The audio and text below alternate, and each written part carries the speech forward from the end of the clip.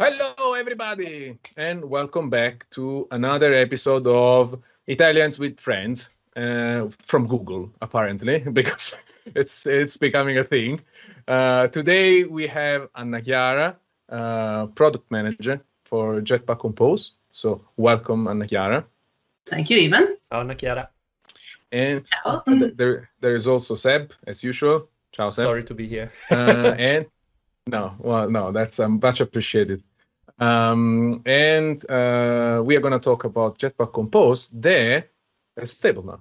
So, celebration. Yay! Congratulations.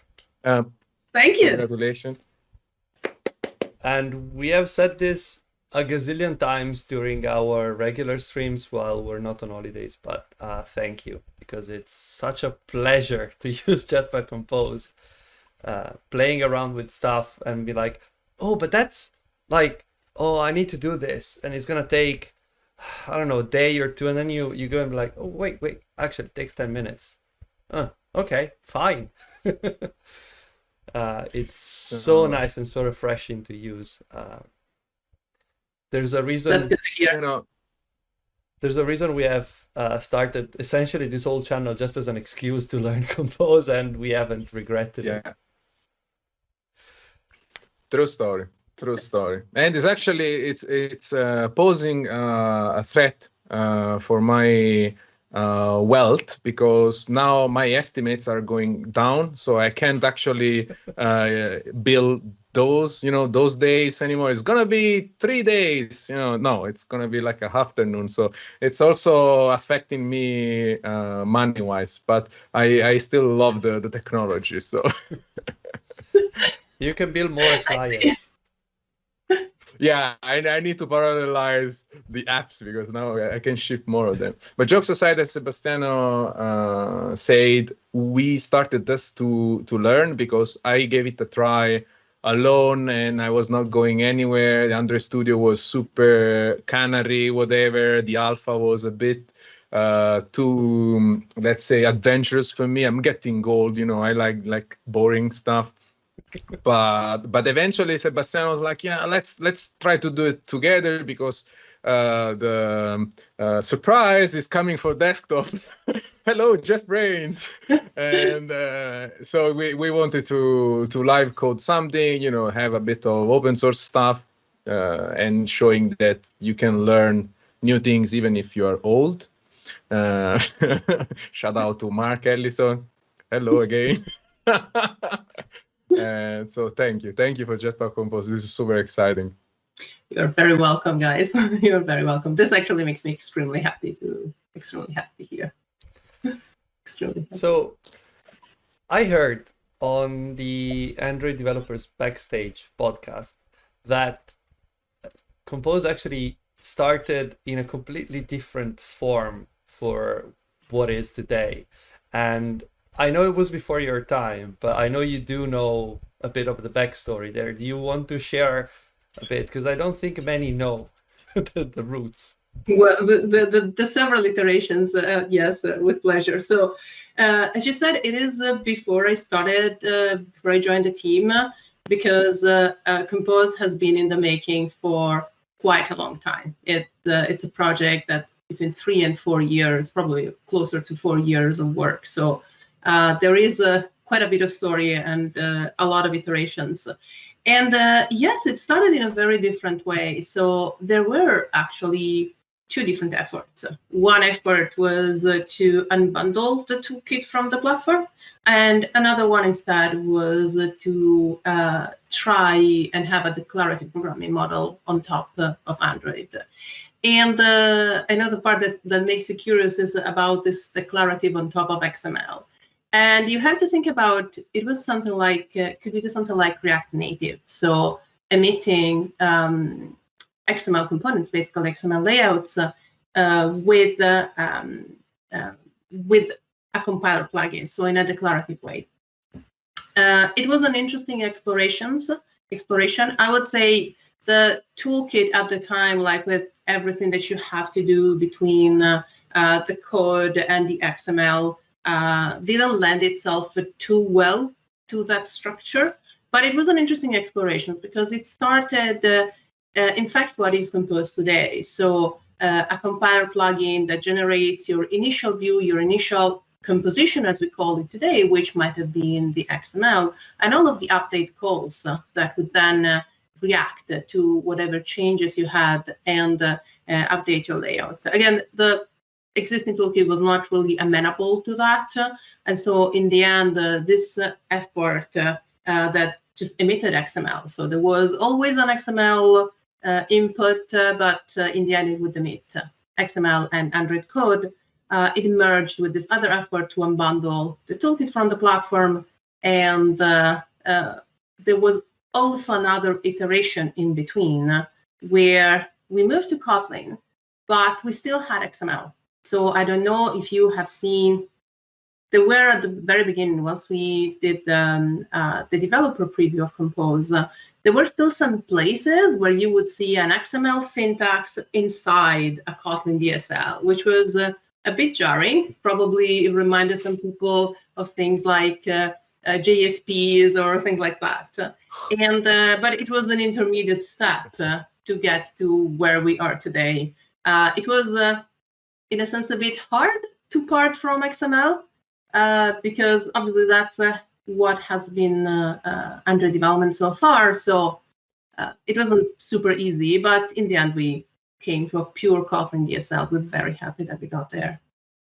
Yeah, and the Kotlin DSL and the API surface has changed a lot over the course of the various developer previews and alphas as well.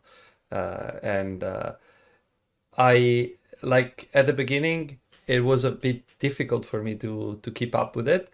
But as soon as things have stabilized a bit, like it's been fairly easy to figure out what's what. Obviously, once the APIs are stable, then it's easier to write documentation that isn't immediately out of date and all of that. And the Compose documentation is actually pretty good considering how new it is. I mean, it is 1.0 now, but it hasn't been that long. So yeah. But I think things were a bit go for more stable since the beta, right? I mean, the beta was the milestone where there was like, okay, things are not gonna change that much or at all in the next few months. So that was probably the moment where I was like, yeah, we need to do this. You know, that was the threshold, like the turning point. I was like, yeah, this thing is real. They are pushing it. We need to do it now. that was really our goal, you know, to get to beta and be API stable so that you would be sure, okay, now I can actually try, I can actually learn it. And whatever investment I put into learning Compose is not going to go wasted because basically the things that you learn are going to be the same that you will have for 1.0. It was feature complete. We still took our time to soak it well, to work on performance. We knew that we would have some minor API changes regarding either performance or accessibility. Those were the two work streams that we focused mostly between beta and stable. But yeah, we had made a commitment of, okay, it goes beta when it is usable and you can actually take it also to production. And we have seen a lot of companies taking Compose to production already so far, which was really exciting. I mean, there's companies that are even in production with Compose for desktop. I know, right? Some companies. I don't know. You know very well. I don't know which ones. One that you know very well. The brave one, Sebastian. But the whole journey, through the stable API was the fascinating part, because I had an Android course. Sebastiano remembers probably. We started in February, and I was training like a dozen of young students, young Padawan. Hi, everybody. And we started with, Compose was already there. Everybody was already talking about Compose because it was alpha at the time. But we started with the old Android way, because they were junior. You need to learn how a gazillion apps are already out there. So you need to be able. And we had a conversation about Compose. I was like, yeah, it's still not there yet, so I don't want to invest too much time. And a couple of months went by. In April, we had our last lesson. A couple of weeks later, the beta. It was probably the beta, and then we had Google I/O, and it was like, yeah, we're gonna ship the stable in 3 months. And a couple of students came back to me. It was like, Ivan, you said that the thing was not, and I was like, that was 2 months ago. I played super, like, how can you be so full of, I was like, yeah, progress, they're pushing it. Yep. It's just what happens. It's just what happens. I mean, that's how, I mean, we have a rover on Mars, right? I mean, this, technology, this is, everything is super evolving. But it is the life of a developer, right? It is the life of a developer that just technology evolves and innovation happens, which is exciting. Yeah, our line of work is definitely not one for people that don't want to keep up with things. That's for sure. Well, there is definitely like a Venn diagram where you have people that want to have like a quiet life, and then there are the rest of us, people that don't sleep. So that's that's nice. I mean, we need everybody. So Sebastian, I actually I have a question. So Anna-Chiara, when Compose started, you said that like it has gone through different stages of evolution, but I know that also it has taken a lot of influences from other things. Obviously, because of the team itself, it takes ideas from React JS, and as you mentioned, React Native.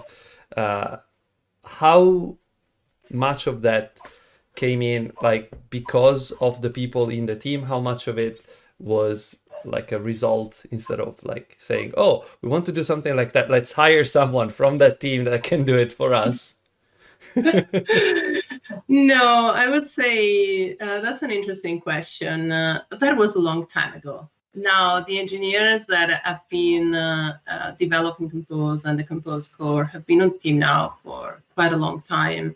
So as it might be true that, in the early days, it made sense to hire people that were expert in building declarative frameworks to look at this problem. If there is one complaint that we have heard from the community is that Compose joined the declarative programming trend later than other platforms. And so it made sense to also build on the expertise that was already available. But there is one major difference, is that when you mention React, for instance, React didn't start with an existing ecosystem. It's something that started, and they could do pretty much whatever they wanted, right? And there is not React, and then it is interoperable with another web technology that we have used before.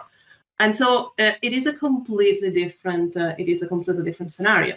For us, we couldn't just say, okay, blank slate and let's do everything from scratch. Simply for what Ivan has just said, like developers have expertise. They have spent a ton of time becoming expert, learning the things that they know and that they master. And yes, it is exciting to be a developer, and there is always a new technology to play with. But if that decreases your value, simply just the value of the skills that you have built, it is not great. And if that asks a company to throw away all of the investments that they have made in components, that is not great either. So we could not play from a blank slate canvas. We cannot start completely from scratch and do exactly whatever we wanted. And that's why you see also these iterations on XML and all of that, and why we have put so much effort in interoperability. Why we wanted to make sure that we did something great and new, but at the same time, something that didn't make Android developers have to start from scratch, that preserved the investment that both people and company have made in Android. So yes, we took inspiration from the existing technologies, but then it has evolved into its very own thing, right? And it has been a huge team effort. And we're really happy of where we landed, so that I mean, for us, the best thing is when people say what you said at the beginning, that it's easy, that you just get into it quickly, right? We have heard from some of our early adopters that they have never seen a technology being picked up so quickly, which is great. And for us, the best part of it, thank you, Ivan, happy to hear that, happy to see that. But for us, that is really the thing that has informed. So it was finding this happy medium between there is an XML world, there are views, and I think there is still value in learning how views work, because in the end, that's how the Android platform works. So there are activities, and you know that you have to start from an activity. We want Compose to be super easy to get into, so that even onboarding new team members is easier. But then all of the expertise that you have on Android itself and how it works, it's still relevant, it's still important. So it was finding this balance and making sure that we would not force a break in our community, but rather just it's more of an organic change. And what we're seeing is that companies sort of tiptoe into Compose. They start, okay, we'll do one component. We have this specific component that is unmaintainable. Let's start from that.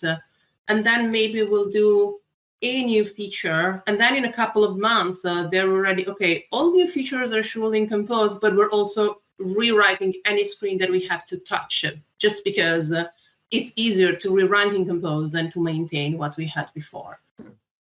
And I think another big distinction, again, connecting to what you said, is that you were doing this as the first party, as the official developers of Android, whereas React and to a point even Flutter just came to it as we are an alternative way to do things.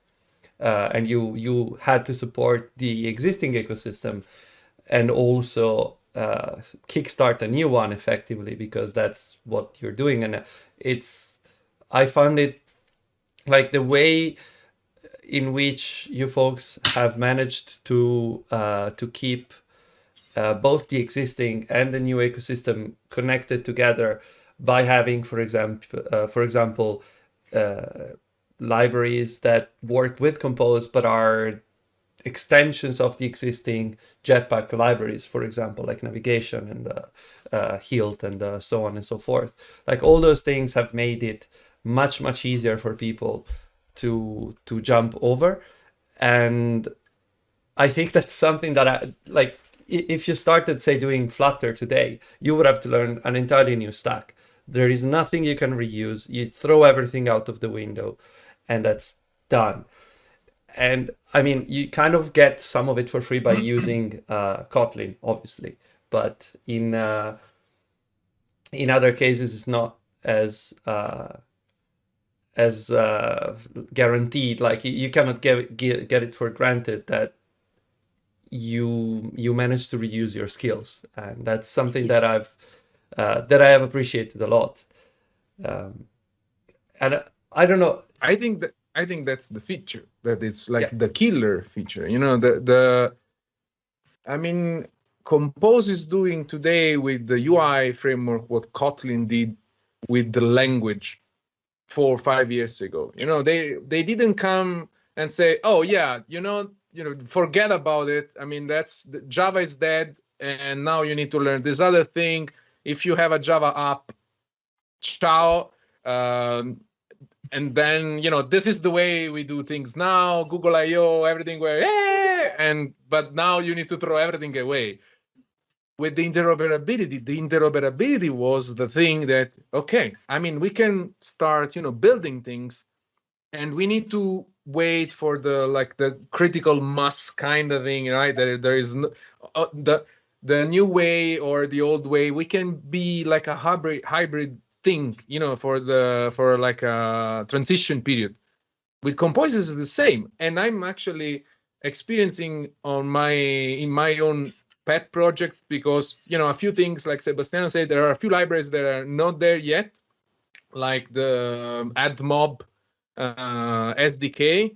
I can just use the old view. You know, they provide an add view. I just drop the thing, I just wrap it a bit, and it kind of works. You know, I don't need to wait. I don't need to postpone my transition to Compose because I'm missing some library or I'm missing some component. I can have this hybrid solution, and that's actually going well, even from let's spike it. You know, like when I'm working at for a client or something, and you just run like a spike, and let's try Compose on this screen. You know, and nowadays every screen is a recycle view, and with Compose it becomes like 5 lines.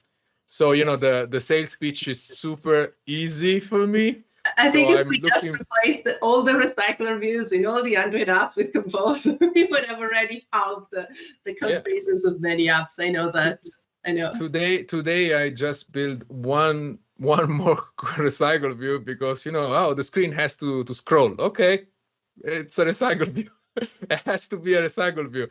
So, you know, we were using libraries so to reduce the boilerplate. But every time I build something like that, I remember what the recycle view we did in with coding with the Italians. You know, one of the first episode that Sebastiano was leaving.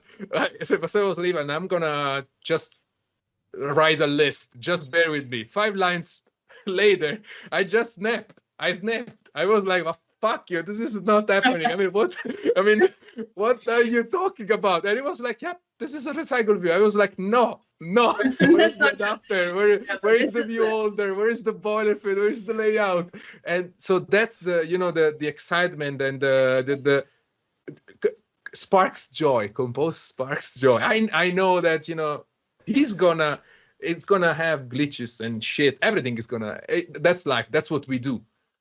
But the amount of joy that, you know, when we build things, animation and that kind of stuff, that we always struggle. I always struggle with that kind of stuff. Yeah, because, but we had heard that really a lot, you know, that some things were just really hard. And unlike you, I've been developing long enough to know that boilerplate is the thing that you hate most, right? Because it just takes time, and you'd rather use your neurons to do something that is more fun rather than the usual boilerplate that is just long and tedious to write, and it just takes a lot of steps that you feel like you're not spending your time creating value, but just abiding to the rules of a system that is just too constrained.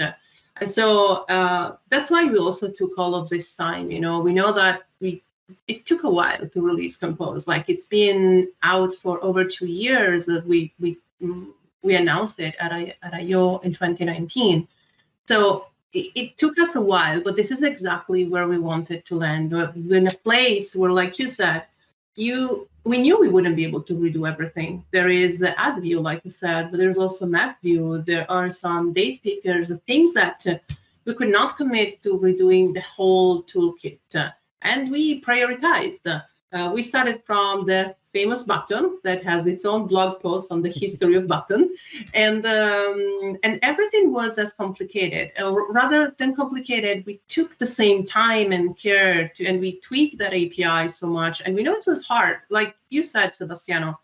While it was in alpha, things were shuffling a lot all the time. And we accepted that. We had really big changes even just before beta, like 2 weeks before beta. We were still refactoring, renaming, changing, polishing, really till the last minute, till we stabilized the API, so that we could get to this sparks of joy. So, but the great thing was that you did all of that by listening to the people that were using Compose, because you put it out early. And it's like, I see it myself, when you work on a product, it's almost impossible to think in advance about all the use cases, all the edge cases, all the things that are going to break, all the things that don't work the way you expect them to work. And the fact that you just put it out and had people play with it, that informed most of the changes. And I think nobody complained about the changes, because they knew they were for a good reason, and because everyone knew that they were coming from us, from the external developers that would end up using Compose over time. And there is a lot of work that is often unsung. There are many unsung heroes in this, because we have teams and people dedicated only to gathering this feedback. So beyond maybe the ones that you interact more frequently, like our developer advocates, like Florina, there are a lot of UX researchers that do an amazing job at setting up tests. And for me, it has been fascinating to see how we scaled from very tiny, just even designing, how do you ask things about something that you don't have sometimes, like, okay, we want to do this thing, we really don't know, and hacking together quick prototypes or mock UIs just to gather initial feedback, even studies on APIs that didn't exist, on API shapes that didn't exist, and iterating, having 5 different variations of button and then pushing them on like things that haven't even been seen outside of those studies, because they were just iterations specifically for those. And we moved from these very little things like 30 minutes of an interview to asking people to use Compose for months and getting regular feedback from them. So we have really involved the community and sought very active feedback, like proactively, and everything that we could fix, everything that we could change, every pain point that we could smooth. And sometimes the comments were like, no, I want my XML back. And some of that we have ignored. It's absolutely legit. It's still there. You can still use it, but it's not the problem we're solving. So some of it, obviously, we have filtered. Let's take this offline. The classic. Yeah, let's take this offline, right? You want your XML. But this is the beauty. I love the idea of having a conversation with the community, and even the way the whole framework is built. We are learning so much while we are learning. Well, it looks like we are playing with Compose, but we are also constantly looking at the code. So this is something that, the documentation it's all good and fun, everything is cool, but you are like, any now and then you want to know how the thing actually works. And the old Android, you open view.java, you just want to 30,000 lines of code. Yeah, the thing is like, okay, let's open a text view. You just want to kill yourself. You want to take you can't learn from there, because it's too much stuff. And it was another time. Let's call it another time, right? From a programming point of view, Today, Sebastiano is always control clicking everything. Oh, let's see what this thing is doing. Let's check the documentation. How are they doing it? Okay, let's do the same. And I was like, you are just copy pasting shit from the source code of the framework that we are using to build the app with the framework. It was like, yeah, I mean, they build it like this. Let's build it like this. So, But it's funny that you're saying this, because what Sebastiano is doing is exactly what we wanted people to do.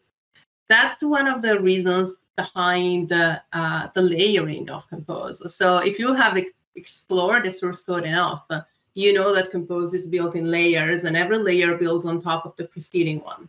And the goal has always been to keep, especially the top layers, so the ones that you are most likely to want to customize somehow or change, or maybe we could not cater to all the different use cases that people wanted, right? I always speak on button because it's our pet peeve, but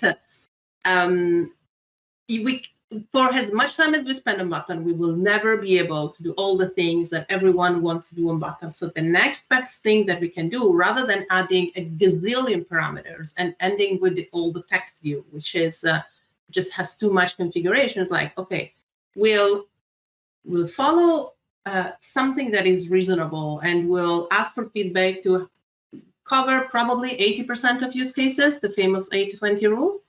And the rest, the code that we have underneath should be simple enough that you can just look at it, copy, and customize as you need. And we really intended the code to be as clear as possible so that it would be self-documenting in a lot of ways. So what you're doing is exactly what we wanted to achieve, that it would be so simple to understand, and the code would be clear, and it would be understandable rather than obscure and just, okay, I'll just hack something around because I don't understand. So glad to hear you're doing this. And I guess the fact that you aren't bundling Compose with the operating system itself, with the platform, will give you a lot of freedom in that sense, because then you can change stuff, you can change internals without having to keep, 20 layers of backwards compatibility. I mean, I don't expect you folks will break everything from one release to the next, but you can have a rolling deprecation window, for example. That is something that you couldn't do with stuff that is in the platform proper. Yeah, we definitely don't want to break. Things. But especially rather than being able to deprecate, for us, it's super important to be able to deliver bug fixes and new features rather than being tied to a yearly schedule, which then becomes really rigid. Like in this world, like you said, even like things change in 2 months, really, and especially for a new toolkit. If I am sure that, okay, now Compose is stable over the next year, I expect that we will learn quite a few things that we have left behind, either intentionally because we deprioritize them or because we just didn't get them right, and it will happen. But we will be able to address them in a much shorter time frame rather than being tied to a release schedule that, yes, you have a 1-year window, but it's actually shorter because you have to commit your code way long before it's actually available to developers. So this gave us this freedom, and it was one of the main drivers of this project, the main starters of this project.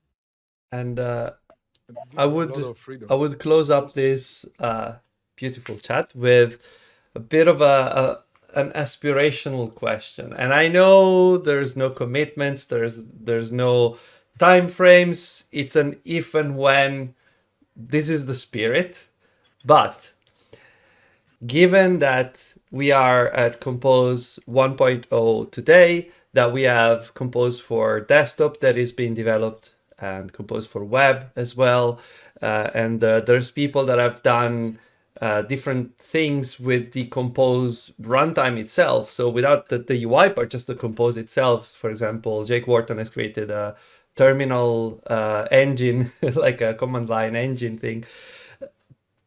Do you think of those things? Do you plan for those things? Are you when you're scoping the work that you do, Are you considering those things? Are you working towards making them easier to work on for others? Do you want people to extend Compose, or are you like, we have enough just with with Android for now? With what we're doing. It's an interesting question. Well, first of all, we're super excited to see what people are doing. Compose is a pretty particular product because, again, all this layering means that it is possible to chop off what you don't need and reuse what's underneath, or chop off the bottom that is more Android dependent and readapt to somewhere else. And that is, if you want, the result of as much architectural cleanliness as we could implement. We ourselves are targeting Compose now to other use cases like developing widgets or developing for Wear OS, and obviously those will not be the same components, but they will reuse the same model and the same way of thinking for developers. So this layering, this architecture is really helping us push the product forward. And as if we think about these things, we have been working closely with JetBrains. We have been, over the last probably year and a half or two now, as they have been developing Compose for desktop. And it has helped us a lot. It has helped us, for instance, look at things that are less phone specific, so that we can think of having Android apps running on Chrome OS. Because the needs are different. There are scroll bars and different input. Hardware keyboard is more common. And those are things that in our initial iteration of Compose, which is Compose 1.0, where we have been focusing exclusively on phone because we didn't want to bite off more than we could chew, right? We wanted to deliver a toolkit for phone, and that's what we have been doing. But the collaboration has been extremely helpful in helping us identify maybe where we had some blindness due to thinking only about phones. So I can't say we're thinking about a command line interface for Compose while we develop our APIs, but we have been collaborating with JetBrains, and we have taken input. And whenever the feedback has actually improved our architecture or has helped us clean some code smells or anything, we've definitely looked at those. Cool, thank you very much. And now, obviously, we're all looking forward to Compose 2.0.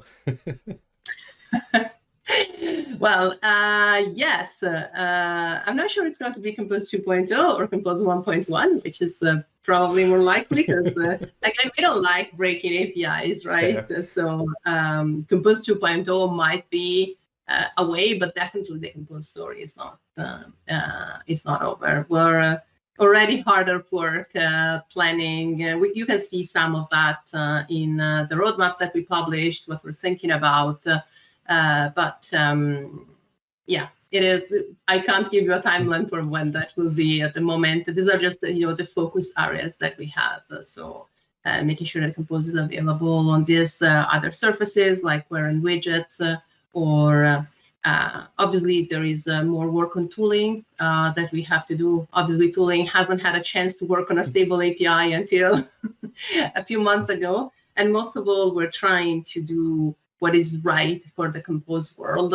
So it is such a new way of thinking that we're trying not to just take all of the tooling that we had for views and translate it verbatim to Compose. That doesn't really work. It wouldn't be the right thing. So those are some of the main things that we are looking at together with helping developers wrap their mind around all the different form factors that are just popping up like flowers all the time. So, and you have phones, foldables. Sorry? Foldable anybody's. Foldable anybody. Foldables are awesome, but for a developer, we do understand it's a challenge, right? So we're thinking about all the ways that we can help developers make sense of this, more than from a simple API perspective, just in general, like how does the developer think about all of this without their head exploding? So these are some of the focuses that we have. Great. Thank you very much. One last question, please. Go for it. Please, one last question. Go for One it. last question. So you can take the fifth if you want. Okay, I'm gonna accept a no comment, a no, or you just drop Okay. the video call as you want, as you prefer. So Compose 2.0 in the future, it's gonna be Compose for iOS, so we can kill Flutter. Well,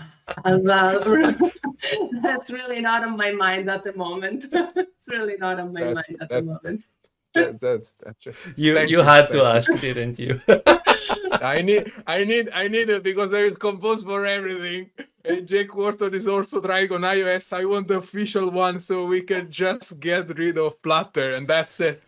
I don't need to regret not learning Dart and Flutter for some quick prototype. I just want to do everything in Compose. Now you can do everything in Compose. You can prototype everything in Compose.